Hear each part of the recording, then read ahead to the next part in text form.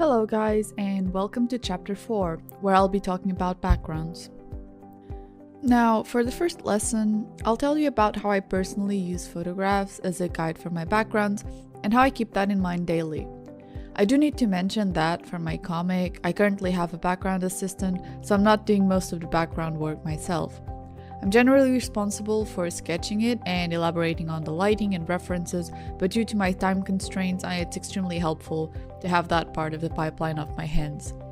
For anything outside the main webtoon though, it's all me, whether in comic or illustration format, and those are the things I'll be referring to in this chapter. I do tend to use photos for isolated backgrounds. Personally, even if I'm only using them as a reference, I like it when the pictures were taken by me.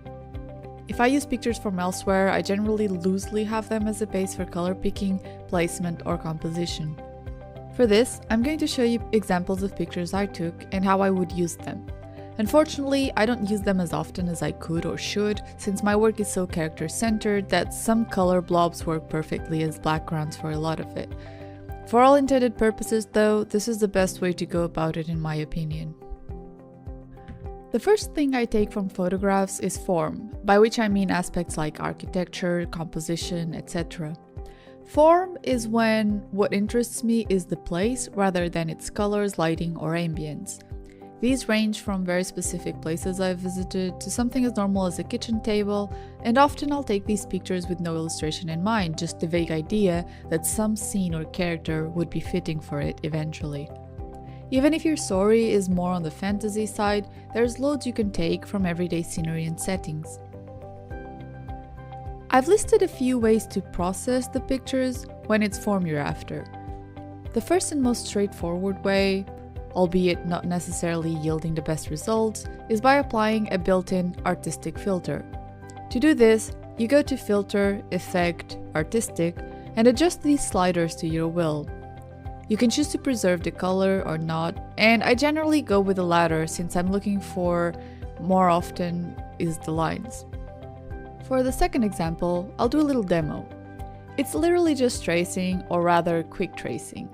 Again, as backgrounds are rarely my main focus, I don't tend to even trace them exactly as they are. A lot of the time, I'll end up having a character take up a significant part of the space, and there's a chance I'll just decide to blur the whole thing anyways. So I create the perspective ruler, or rulers if necessary, and quickly sketch over the drawing to get an idea of the main lines and shapes.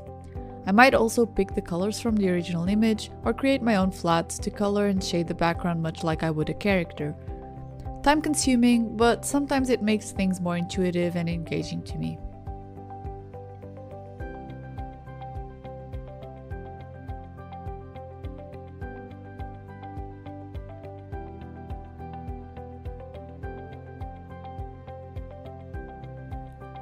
This is sort of how I trace backgrounds. Sometimes it's hard to get a perspective ruler to match things perfectly, so I allow myself to get loose and only use the background as a guideline underneath. In any case, after getting the main lines down, I generally like to either hide the original or dim it down a lot and start adding my own details, objects, and lines. Since I draw a lot of fantasy, more often than not I will make things up on top of whatever background I'm referencing from, then take over and change it at will. Next, example/process is literally just drawing your character or characters directly on top of the photograph, whether you want to edit later or not. I actually find this extremely fun, and don't do it as often as I'd like. Even if you intend to trace, reference, blur, or apply a filter to your photograph, there's something very satisfying about drawing a character directly onto a realistic setting and trying to make them work, in particular if your style has a little realistic streak. Even if not, the fact that this provides you a pre-made perspective without requiring any additional steps makes it ideal for times when you don't have the energy or availability to create a background yourself but want to draw a character. This way you'll be pushed to giving them a perspective that's not isometric or too inside your comfort zone. Besides, and again, you can do this with pretty much any picture for the sake of practicing, even if later you get rid of the initial background and keep only the pose or perspective. If it's impossible for you to go outside and take one of these, why not just photograph your chair or your table and attempt to create a scene with those? Over time, this type of thing might even motivate you to become more daring with your background work and venture into drawing them from scratch on your own. If you're taking this course, time is probably of the essence for you, and your main focus is probably character-centered work, so just a little thing to consider. This example wasn't necessarily the best, as I could have taken the opportunity to make this a full body of sorts, but fell back on my composition comfort zone. Another thing you can try if you want an additional layer of guidance is to essentially do the same thing but use a 3D model as well, placing it on the scene and adjusting it until the model's own perspective somewhat matches your reference. You can see that here. That's gonna be it for using the shape of the background. A different way to use photography as a reference for backgrounds, and the main one for me is this one, getting color and lighting from it. A lot of the time I don't necessarily know what I want the background to be like, but I know what I want it to feel like, so the lighting and the general color scheme. In these cases, I'll Google simple things like morning sky, sunset, etc., or any more specific type of lighting that I want, and from the results I pick colors to use on my own backgrounds. I might, for instance, apply a strong blur filter to them to the extent that no original shape is discernible, and then, with a more or less wide airbrush, play with the lights and forms until it's a wholly new picture with the same color scheme. Again, my color theory isn't really great, so the more help I can get, the better. So here are some pictures I saved precisely because I like their specific colors and lighting, and my brain instantly assumed that they'd give for nice illustration ambience. I keep an album on my phone specifically to save photographs like this with no specific drawing in mind, but potential to be used in one. I went over each of these to get a color palette, and then I blurred and painted over them to keep the general shape and general light sources. First one, a nice little sunset, then a few cold light sources, different light sources, etc. I picked the colors that jumped more to my eye and I think might be interesting to use later when shading. Sometimes just having the colors put together and blurred like this will give you ideas for completely different compositions using similar palettes and schemes, and there's little need to try and come up with something from scratch. It's all about the vibe here. Here's another pretty sky. The sky is an amazing source of gradients for coloring, and a very practical one as well. On top of the huge amount of references that can be found online for it, it's also fairly easy for most people to catch it at different times of the day, and you don't need a super camera to capture its main hues. So if you're interested in this type of background process, keep that in mind, or even ask people around you if they've got like pretty sky pictures to share. I've had a few providers myself over time.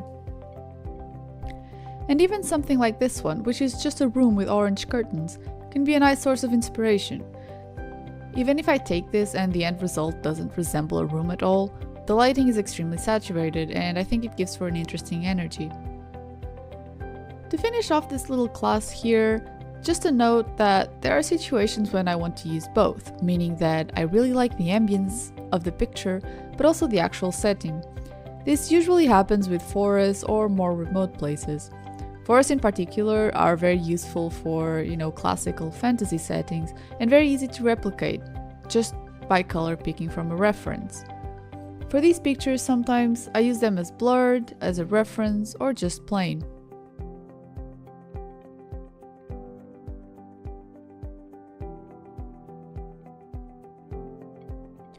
So now I'm going to show you a drawing time-lapse that is split into 3 parts, and each of the remaining videos of this chapter will have one of the parts. In the first one, we'll be seeing the sketch and line art stages, which aren't necessarily relevant for this chapter, but for the sake of continuity, I'm going to show the whole thing. Some parts will be sped up by up to 4 times. The total elapsed time of the drawing itself was around 1 hour and 10 minutes. For some additional context, I will be dragging a Clip Studio Paint 3D background model onto the canvas and using it as if it were a reference photograph for adding a character onto the set in this particular video. I will be reversing the order of things, so the way that the actual drawing happened was I added the background, did the character, colored in the flats, then colored the background with the lighting reference, and then blended in the character.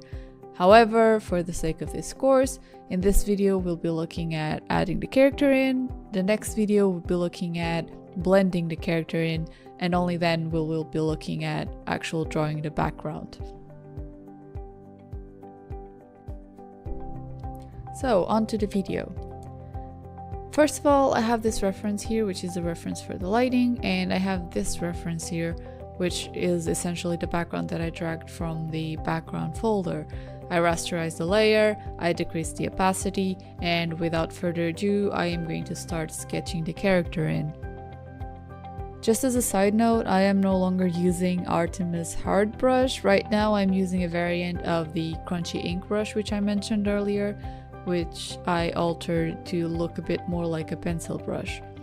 For no particular reason, I just sort of felt like changing things a little bit, so that's that note there.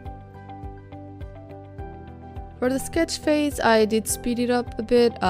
This drawing wasn't exactly planned, so there was some back and forth between sort of the idea that I had in my head, and so I decided to speed it up just so that it doesn't get too tedious.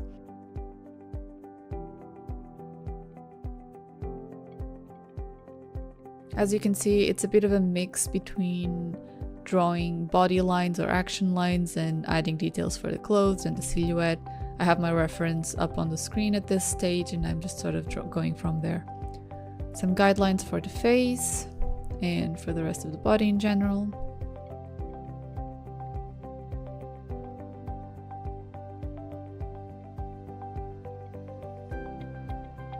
Then I turn the layer into a sketch mode layer and I'm gonna jump right into the line art. Again, still using the same brush. It's very sketchy.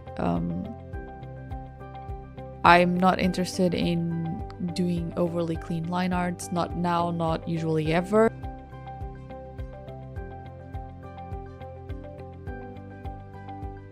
The reference lines for the face, you know, sort of like the nose planes, the face planes, all there as usual.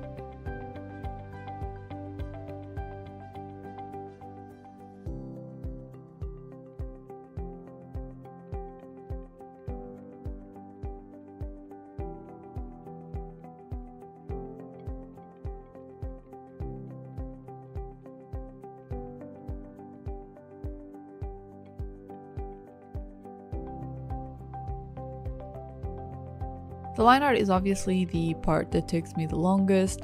It is my favorite part of the whole process, so it doesn't really bother me that it takes me the longest. In the process chapter, which I believe is chapter 6, I will be talking about some tips and tricks for line art that I've got that make it more enjoyable for me and also, you know, even faster than it could be. It's not very fast, it is the slowest part of my process, but I have tried to optimize it in a number of ways.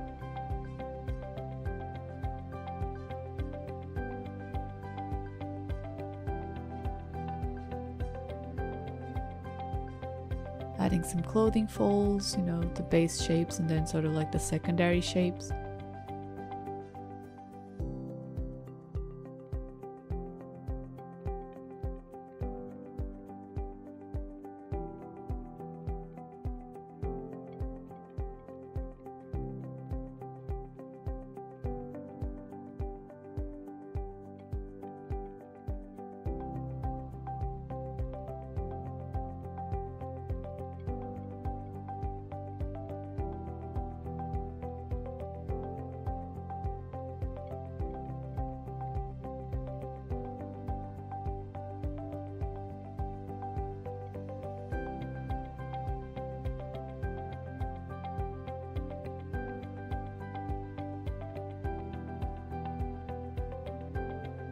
Usually my first line art take, and I'll be talking about this more on chapter 6, but I usually do one go with sort of like a lighter stroke, and then I go over the lighter strokes to emphasize certain parts, add certain types of line weight to different shapes, and I will be mentioning this in more detail when I talk about the actual like line art stage. It deserves a whole video for itself.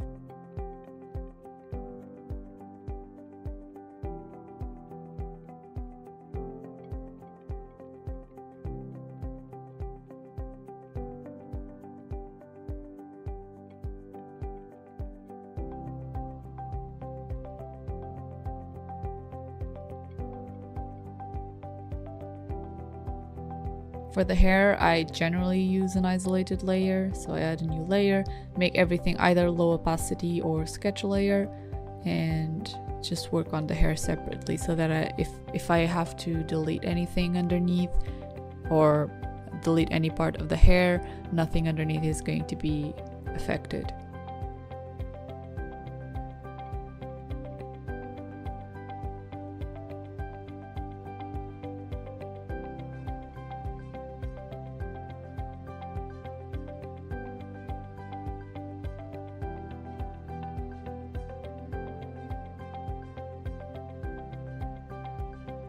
So now I can just go into the separate layer and delete the parts that are supposed to be hidden by the hair. Eventually, though, I do just merge the two layers in and then fix things from there. This would already count as the second stage of line art, where I go in on the rough line art that I've got and I add some details, add a little bit of shadows some places. No matter the brush that I'm using, this part of the process is generally similar.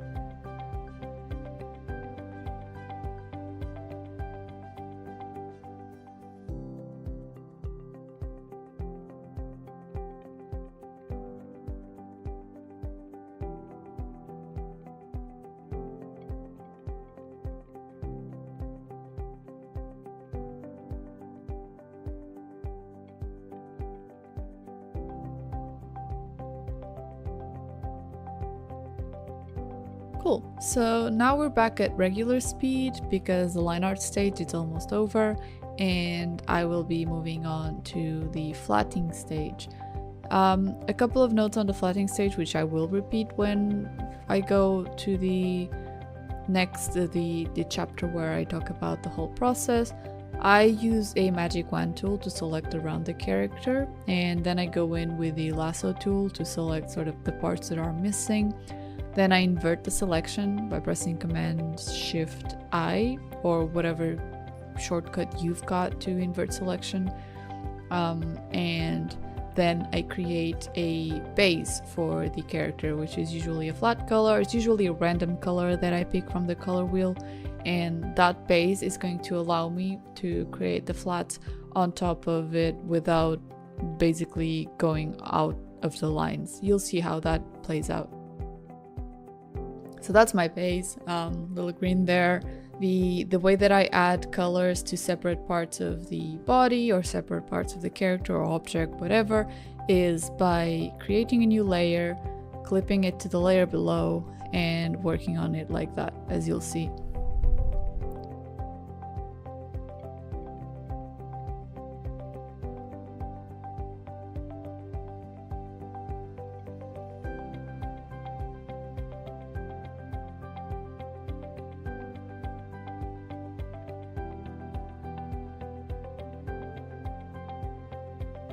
There I create the layer, I clip it, and usually the first colors that I use for this purpose are colors that contrast with the sort of the base. If the base is a light color, which it usually is, you know, darker colors will contrast better, or the face and hair. For this part of the process, and now we're speeding up again because this is a very tedious part, but for this part of the process I use a tool called Lasso Fill, which I believe is a default Clip Studio tool, but I no longer have it saved on the place it originally was, so I couldn't tell you where you can find it. I think it's either in the bucket tool or in the selection tool. I believe it's an option for the selection tool. Essentially what it does is it mixes the lasso tool with a fill, so when you select it instantly fills an area, and that's how I do most of my flatting. For flooding skin, and again I will talk about this when I talk about coloring in a specific video, but skin is the part that takes me the longer to flat because I like to add little details in the nose, in the extremities, like, you know, knuckles, shoulders, elbows, etc. And I like to add a bit of a tone difference there, plus tone difference on the lips, around the eyes, etc, etc.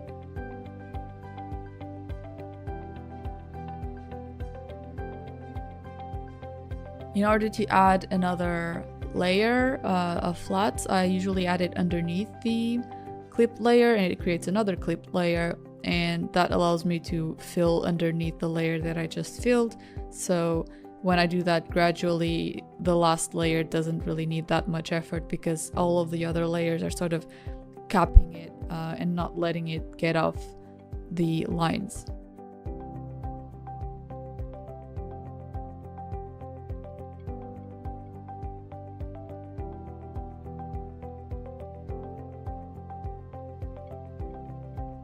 And here I changed the color of the base just because it was too similar to the hair and so I couldn't see the contrast.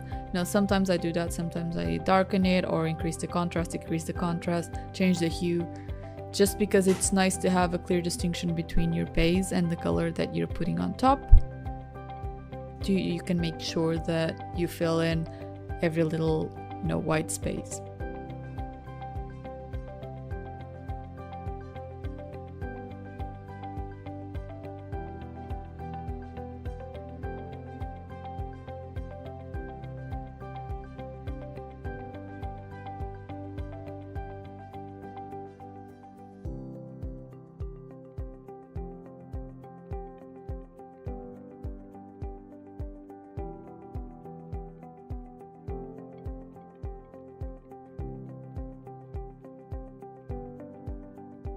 Some more back and forth with the colors. This character's design isn't final yet. You know, as you know, I designed them a couple of chapters ago and I haven't really had the opportunity to draw them that much.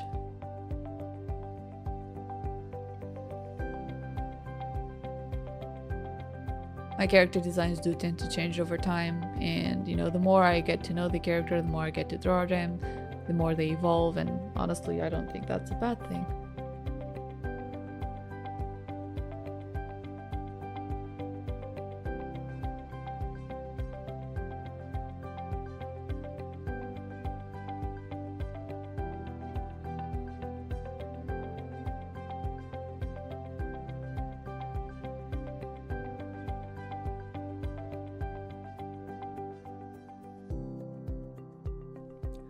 So there you go, character inserted into background, which might as well be a photograph.